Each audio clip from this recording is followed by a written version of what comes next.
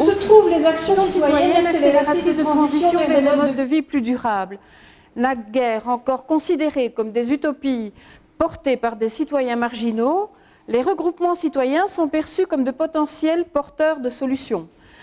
Ils fleurissent dans les quartiers, les villages, les villes. Le petit rustique est un de ces lieux de changement. Remis Centaine de bénévoles dans la sauce. J'aurais aimé vous présenter quelqu'un de plus agréable à regarder, mais ils étaient tous occupés. Voilà, donc le petit rustique, café associatif porté par l'ASBL Samantha Pader. Et donc on va commencer tout de suite. Alors qui sommes-nous? Eh bien, c'est une ASBL créée en 2014 avec, je vous l'ai dit, hein, aujourd'hui on a environ 42 bénévoles actifs, un CA de 7 personnes, et alors depuis mars on a un travailleur en article 60. Alors ce que nous faisons, hein, je vous ai quand même mis l'objet social. En gros, on travaille à améliorer, à participer au développement économique, touristique, social et culturel de la région. Donc c'est ces 4 mots qui sont vraiment importants. Et donc concrètement, qu'est-ce que ça donne? J'ai pris le rapport d'activité 2019 et je vous montre un petit peu ce qu'on a fait l'année dernière. Eh bien, on est un des derniers cafés de village de l'entité. D'abord, simplement un lieu où les gens peuvent encore se rencontrer. À Douai, il n'en reste que 2, dont le petit rustique. Et on a été ouvert en 2019 plus de 270 jours sur l'année, uniquement avec des bénévoles qui se relaient par créneau de 3 heures pour 47 heures toutes les semaines. Il n'y a pas de fermeture, même Noël, Nouvel An, parfois on est ouvert. Enfin, donc voilà, c'est vraiment à la volonté des bénévoles, mais on a un horaire qui va du jeudi au lundi toutes les semaines. Alors en 2019, on a fait aussi 30 concerts. À la base, c'est un concert tous les 15 jours, mais on essaye maintenant d'en faire également 4 fois par an, un le dimanche, alors peut-être dans un cadre un peu plus familial et plus détendu, plus relax. Voilà. On fait aussi tous les mois une exposition différente, donc c'est souvent une fois un artiste plutôt peintre, etc., et puis une fois un photographe. Donc en 2019 on a fait 10 expositions. Alors parfois on a aussi des expositions de sensibilisation plutôt, comme bien dans le cadre c'était dans le cadre de quoi? C'était pas dans le cadre de la journée de la lutte du droit des femmes, mais je ne sais plus exactement, mais en tout cas c'était dans le cadre d'une exposition qui parlait de la domination masculine. Et donc on a eu Amanda, hein, vous connaissez, qui est du coin, qui nous avait fait une expo. On a eu aussi une conférence sur le sujet, etc. Donc voilà, la conférence, on y vient.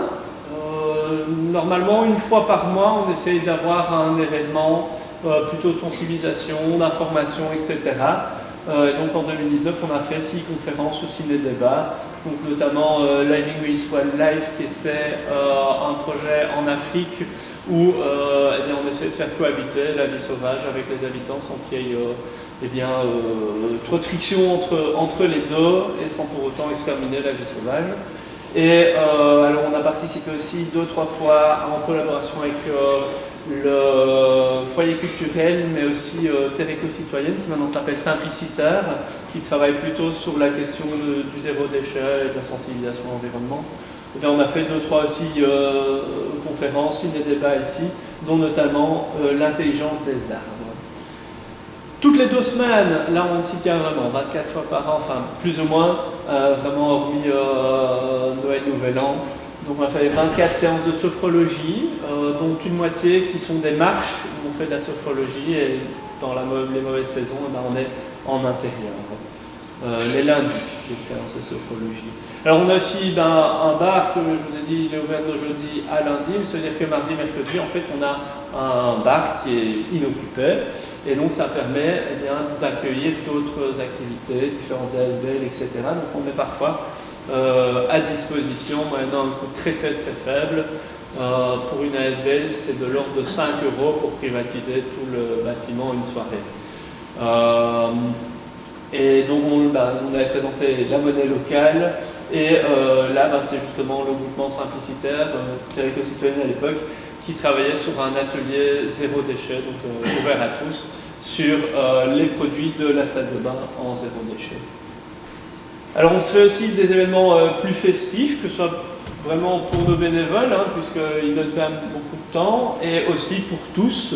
Donc c'est-à-dire qu'une ou deux fois par an, eh bien, on a un blind test, un karaoké, et généralement vers janvier on fait un repas. Donc ça c'est le petit mot de fermeture, parce que ce jour-là tous nos bénévoles étaient pris, parce que ils étaient tous avec nous, on mangeait un bout ensemble une fois par an.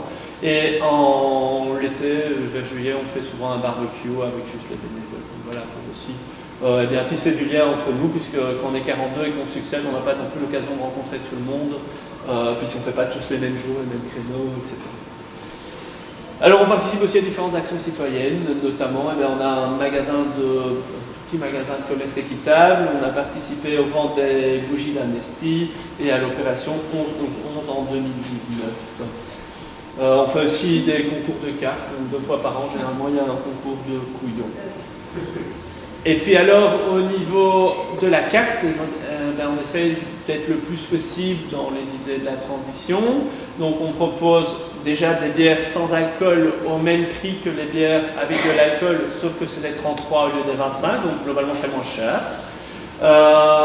Et on en parlera tout à l'heure. Et on a aussi dans les bières spéciales, vous voyez qu'on a la brasserie des Eaux Vives, on a la brasserie de Franchimont, on a les bières de chez Oxfam, on a la Carmel qui est brassée, pas là-bas, mais pour la confrérie du Carmel qui est à 100 mètres du pied rustique. Et on essaie vraiment d'augmenter ça. Et c'est vrai que dans les choses qu'on aimerait faire, c'est de plus en plus avoir une carte qui permettent des produits locaux. Au niveau des croque-monsieur, d'ailleurs on est passé chez Copesem pour l'entièreté des croque-monsieur. Maintenant on commande tout là-bas et le beurre de ferme vient de la ferme de bons clients à nous puisqu'ils habitent juste en face mais qui sont fermiers aussi à 100 mètres de là. Donc voilà, on essaie vraiment de promouvoir tout ça. Alors ça c'est la raison pour laquelle je suis là à nouveau aujourd'hui, c'est ce que nous voudrions faire en plus. Donc ça, c'est le Petit Rustique, un soir de concert un peu bondé, et on voit que il n'y a plus trop de place pour mettre du monde en plus. Donc on est vite à bout de nos capacités. La piste de danse à ce moment-là se résume à 2 mètres carrés. Donc nous, ce qu'on aimerait bien, c'est une salle un petit peu plus grande et encore un rien plus propre, même si on a déjà acquis énormément de matériel son, mais on a eu des problèmes ici, du matériel cassé, donc voilà, il va y avoir du matériel qui nous manque à ce niveau-là. Et donc depuis, c'est tout nouveau, depuis 2-3 semaines, on a l'autorisation des propriétaires enfin d'utiliser les granges attenantes, dont cette grange qui se trouve dans le jardin, qu'on va aménager ici vraiment dans les jours qui viennent. Et donc on est à la recherche de bras pour la vider, pour la nettoyer, pour l'améliorer, et puis de matériel technique pour la remplir, etc. etc. Alors on aimerait aussi orienter, le Petit Rustique c'était un café bien avant que je sois né, même à mon avis avant qu'une grande partie de la salle soit née, puisque ça a 50 ou 60 ans facilement. Et nous on aime, alors il y a tout un historique évidemment, mais on aimerait bien que de l'aspect c'est un café, on aimerait bien que les gens disent oui c'est plutôt un lieu de vie, c'est un endroit de rencontre, et donc vraiment un petit peu que ce ne soit pas que pour boire de l'alcool, que ce soit aussi vraiment un endroit où on vient avec la famille, on vient avec des enfants et on a un lieu de rencontre intergénérationnel. Là c'est par exemple un concert de sitar un dimanche après-midi dans le jardin. Donc, je disais parfois des ambiances beaucoup plus familiales quand on fait des concerts les dimanches. Voilà.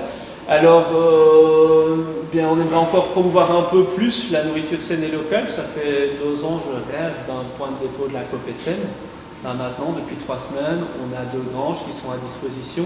Donc c'était ça le problème, c'était qu'on n'avait pas d'espace à mettre à disposition. Maintenant, on va pouvoir y réfléchir très sérieusement.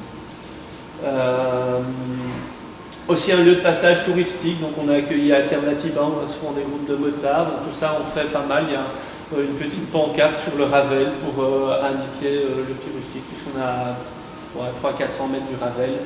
Donc, mais il y a aussi, dans le fond du jardin, un bâtiment en ruine qui pourrait être, eh bien, par exemple, un endroit où les gens peuvent dormir après un concert, s'ils ont bu un verre en trop ou quoi, on pourrait imaginer des chambres. Enfin, il y a un potentiel qui est énorme en fait sur ce site dont on est malheureusement seulement sous-locataire et donc on ne peut pas toujours exploiter comme on voudrait l'entièreté des possibilités. Donc voilà une petite analyse à fond, comme on dit, avec les atouts, les opportunités, etc. Donc au niveau des atouts, ça fait quand même 6 ans que la SBL elle tourne. Maintenant, ça fonctionne bien, il y a un équilibre financier qui a été trouvé, puis il y a un lieu qui a une histoire, donc le petit rustique, pour les gens de la région, ça parle. Les opportunités, c'est deux actions qu'on lance avec le plan de cohésion sociale de Douache, que je vais détailler, je pense, plus loin. Alors évidemment, les faiblesses, c'est quand même assez excentré. C'est un petit village où il n'y a finalement pas grand-chose, la taille de la petite, et on a peu de bénéfices. Tout ce qu'on engrange, eh bien, on le réutilise pour améliorer l'installation sonore, pour améliorer l'accueil des visiteurs, pour voilà, tout ça. On entre en fait dans rien au niveau de la Fédération Wallonie-Bruxelles, puisque ce qu'on fait, c'est un centre culturel. Il y a déjà le foyer culturel à Douache qui existe, et donc on est plutôt complémentaires. Eux ne font pas de concerts, ou très peu, et donc globalement, c'est nous qui les ont entre guillemets à leur place. C'est des très bons collaborateurs, donc il n'y a aucune critique là-dedans, mais on fait du boulot de centre culturel, mais on n'est pas du tout subventionné pour ça. Et là, il y a quand même quelque chose qui ne va pas au niveau des textes légaux. Et on n'a pas spécialement envie non plus. Pour être centre culturel, il faut 50% du politique de la commune qui soit dans le CA. Et ce n'est pas l'objectif, c'est un projet qui se veut citoyen. Donc c'est extrêmement compliqué au niveau des subventions. Et ben voilà, les vraies menaces, c'est justement quid de ces bâtiments. Je vous ai dit, on est sous-locataire. Comment est-ce que ça va évoluer? Est-ce qu'on va s'orienter vers peut-être un jour un achat? Peut-être est-ce qu'un jour on va devoir bouger parce qu'on va être mis dehors? Voilà. Pour le moment, on n'a pas vraiment une sécurité à 10 ou 15 ans comme une ASBL a besoin pour ces bâtiments. Donc voilà, les objectifs très concrets et ce que vous pourriez éventuellement apporter en tant que citoyen, eh bien, c'est améliorer notre équipe de communication. Donc on voit qu'il y a déjà un sacré professionnalisme qui s'est installé. On a eu 2 graphistes professionnels qui nous ont aidés, il y a encore une qui fait nos affiches actuellement, mais il y a le site internet, il y a le Facebook, il y a tout ça. Alors les projets PCS, le premier c'est sur les questions d'assuétude, donc c'est un article 20, donc là on reçoit un montant de plusieurs milliers d'euros par an pour justement sensibiliser nos clients à ne pas prendre le volant en ayant bu de l'alcool ou aux problèmes de surconsommation d'alcool de manière générale. Il y avoir des soirées, des débats, des conférences, peut-être des formations sur la question. On doit rencontrer le Répi, donc qui travaille sur les assuétudes très prochainement. Et puis alors un projet Café Papote qui est plutôt justement là, l'objectif c'est de créer du lien intergénérationnel avec aussi un petit budget annuel qui nous permettrait de mettre ça en place. Et voilà, donc je vous parlais de tout l'espace qu'on utilisait. Donc là c'est la grange à l'arrière, là c'est la grange attenante, là c'est au-dessus du café. Donc en fait c'est un bâtiment qui est énorme, mais nous on avait jusqu'à il y a 2 semaines accès que vraiment à la partie café et la terrasse à l'arrière et à l'avant. Et là ça évolue. Voilà. Cette fois je pense qu'on a du temps pour des questions. Oui, 4 minutes pour des questions. Génial, voilà. Donc est-ce qu'il y a des questions? Oui, j'ai une remarque, c'est qu'en milieu rural, je remarque qu'il y a plusieurs dynamiques qui se mettent en place. Quoi. Il y a la Couvinoise et McDonald's qui essayent de mobiliser les familles le week-end, par exemple, et de créer vraiment un environnement complet de consommation et de plaisir immédiat. Et puis il y a des ovnis comme vous et qui n'ont pas de place vraiment, qui sont difficiles à exister dans la législation actuelle. Et moi j'ai vraiment mon choix c'est pour regarder avec vous pour faire des projets comme les autres. Mais c'est vrai que au niveau de l'emploi on peut faire des dynamiques. Je ne sais pas d'où elle vient et comment elle s'est mise en place, mais qui encourage plus des projets commerciaux et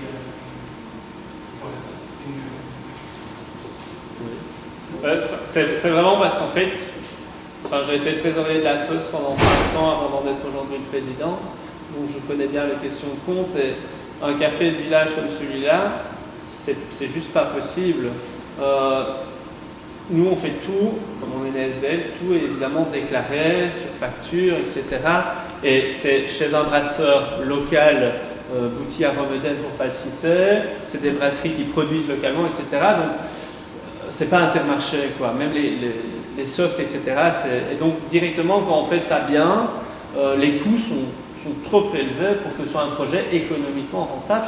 C'est juste plus possible, quoi. Donc c'est malheureusement pour ça, parce que le modèle est fait de sorte que financièrement c'est pas viable, qu'on est obligé de passer par de l'associatif, etc. pour ce genre de projet. Mais c'est vrai qu'il y a une question de fond là derrière, c'est pourquoi est-ce que ceci n'est pas financièrement viable pour un indépendant, quoi. C'est un vrai problème de société qui est beaucoup plus large que juste le petit rustique ici, quoi.